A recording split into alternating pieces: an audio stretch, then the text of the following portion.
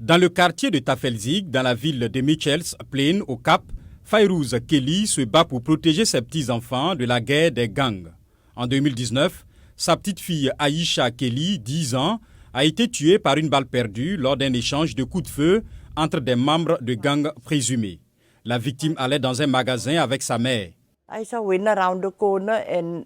Aïcha a tourné au coin de la rue et nous avons entendu le coup de feu.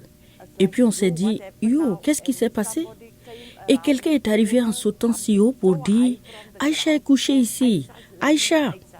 La grand-mère raconte que quelques jours après l'enterrement de sa petite fille, le ministre de l'Intérieur, Beki Cele, lui a rendu visite et qu'ils ont discuté des 3 suspects qui ont été appréhendés.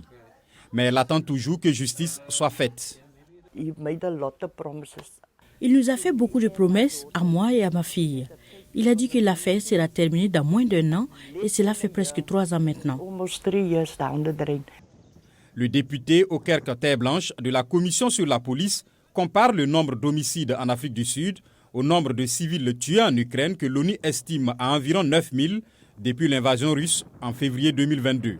Selon lui, les dernières statistiques sur les homicides compilées par la police montrent que 6000 personnes ont été tuées au cours des 3 premiers mois cette année. Il ajoute que d'avril 2021 à mars 2022, le nombre d'homicides en Afrique du Sud s'est élevé à environ 25 000 personnes tuées.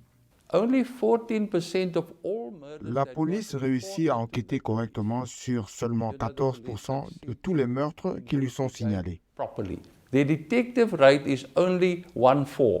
En mai, lors de l'annonce des dernières statistiques sur la criminalité, Beki Cele, ministre de l'Intérieur, a déclaré que la visibilité de l'institution policière va être améliorée et que davantage de technologies seront utilisées.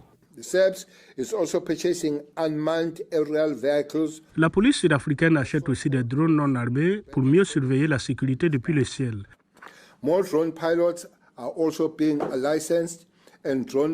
Les caméras portées sur le corps et celles de surveillance dans les zones à de forte criminalité sont prioritaires. Parallèlement, à l'Université du Cap, Zoukilen Tentema, étudiant en 3e année, met en place un centre de prévention de la violence chez les jeunes. Son objectif est de fournir des analyses de données pour aider les organisations de lutte contre la criminalité à mesurer leur succès. Bien sûr, sur le plan académique, nous voulons aider certaines de ces organisations de base à rédiger des propositions. Mais le plus important, c'est ce que nous ferons sur le terrain. Selon M. Ntentema, tout le monde doit travailler ensemble pour lutter contre les statistiques élevées d'homicides afin que les générations futures puissent non seulement survivre, mais aussi prospérer.